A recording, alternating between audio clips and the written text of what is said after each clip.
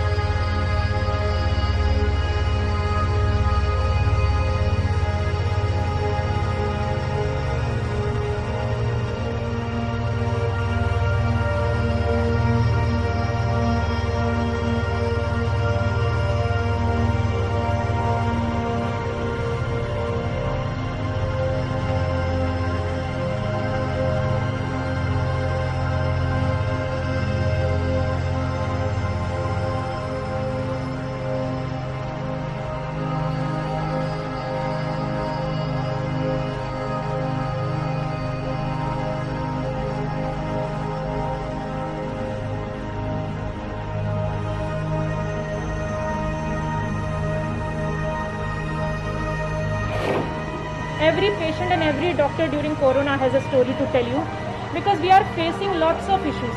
Patients के relatives नहीं रहते हैं यहाँ पे, उनको ये तक पता नहीं रहता कि हमारा पेशेंट की स्थिति क्या चल रही है। हमें वो अपडेट करना पड़ता है। फैमिलीज कहीं और क्वारंटाइन है, पेशेंट कहीं और है, कोई कॉन्टैक्ट नहीं हो पा रहा। ये सब ना मेंटल स्ट्रेस बहुत बढ़ा रहा है पेशेंट में भी और हम एज अ डॉक्टर में भी। तो आप देख सकते हैं कि हम ना चाहते हुए भी हमको इमोशनली उनसे कनेक्ट होना ही पड़ता है and then it becomes a lot of challenge for us कि हम एज अ मेडिकल पर्सनल हमें वो भी देखना ही है।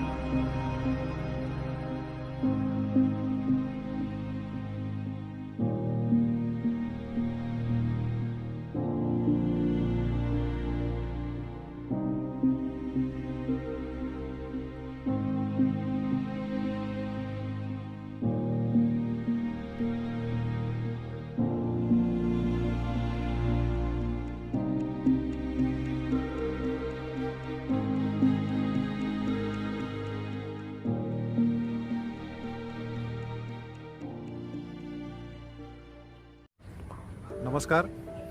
सुरुवातीला माझ्या घराजवळील जॉगिंग ट्रॅक या ठिकाणी चालायला सुरुवात केली. चालता चालता मी बघितलं लोक चालताय, धावताय, सायकलिंग करताय.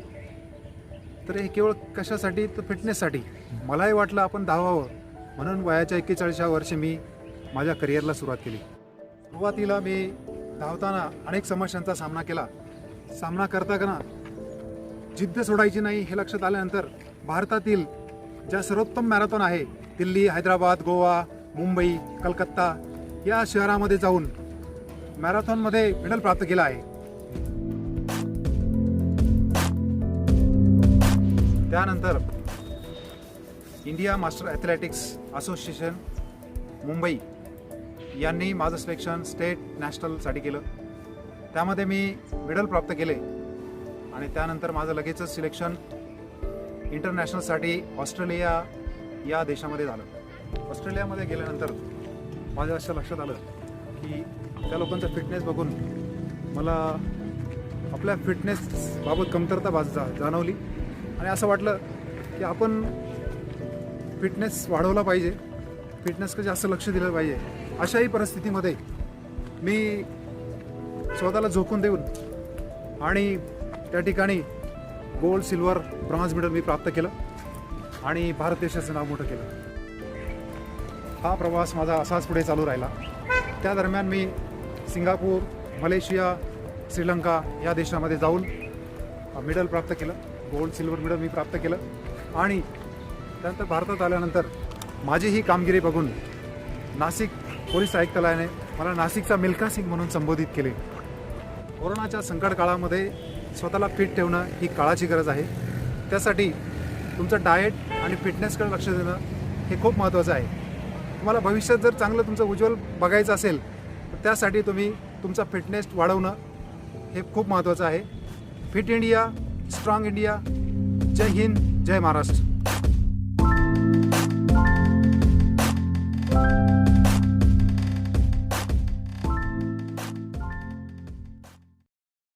मी 2000ला माझं करिअरची सुरुवात केलेली.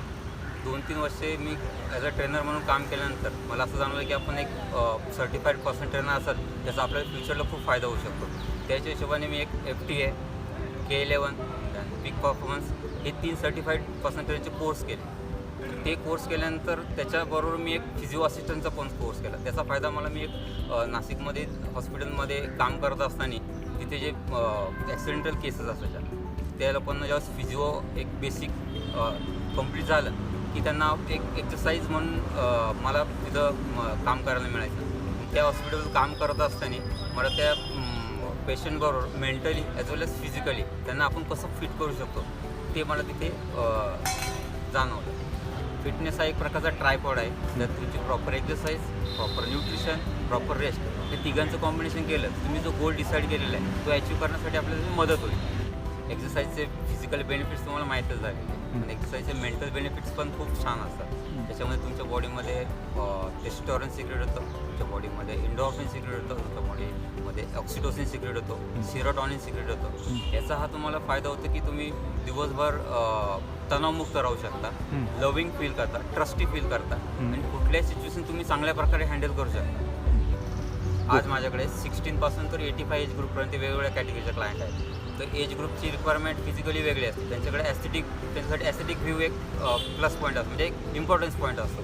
Second age middle age group त्यांच्यासाठी सिटिंग जॉब असतात, त्यांना नेक पेन असतो, बॅक पेन असतो, तर त्यांची एक्सरसाइज प्लॅनची रिक्वायरमेंट वेगळी असते. एक ओल्ड ग्रुपचा विचार करता त्यांचा स्टिफनेस जास्त असतो, त्यासाठी थोडा फिजिकल पण स्टिफनेसवर जास्त लक्ष द्यायला पाहिजे. त्यासाठी एक्सरसाइज प्लॅन आउट करताना मला ह्या तिन्ही गोष्टी लक्षात ठेवाव्या लागतात. कोरोना आल्यानंतर सगळं क्षणात थांबून गेलं.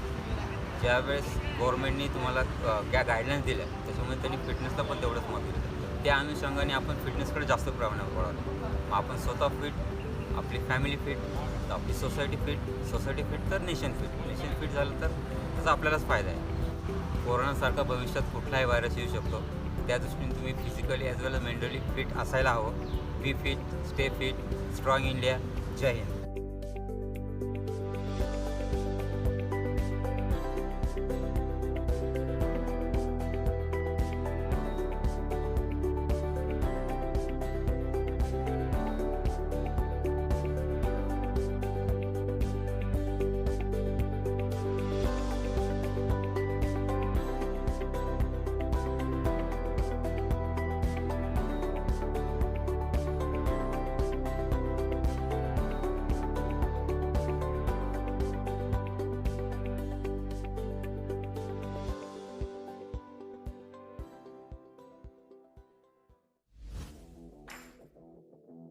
ये सारी एक्सरसाइज आपकी बॉडी की इम्यूनिटी पावर को बूस्ट करेंगे और आप फ्यूचर में किसी भी वायरस का मुकाबला बिना डरे कर सकते हैं।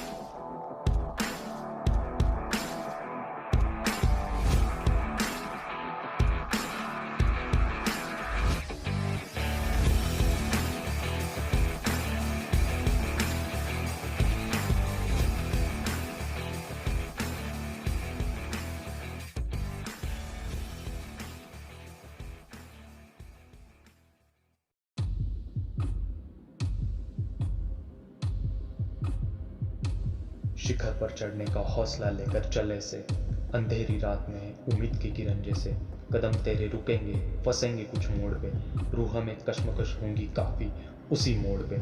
लग रहा ऐसे उम्मीद की रोशनी है एक धोखा, लग रहा ऐसे उम्मीद की रोशनी है एक धोखा, पर खुद के अंधेरे से निकल के देख, यही ज़िंदगी संवारने का है मौका। मत देखना शिखर पर, मत देखना शिखर पर, हौसला रख खुद पर, एक दिन शिखर होगा कदमों पर, बस तू आज से शुरुआत कर, बस तू आज से शुरुआत कर।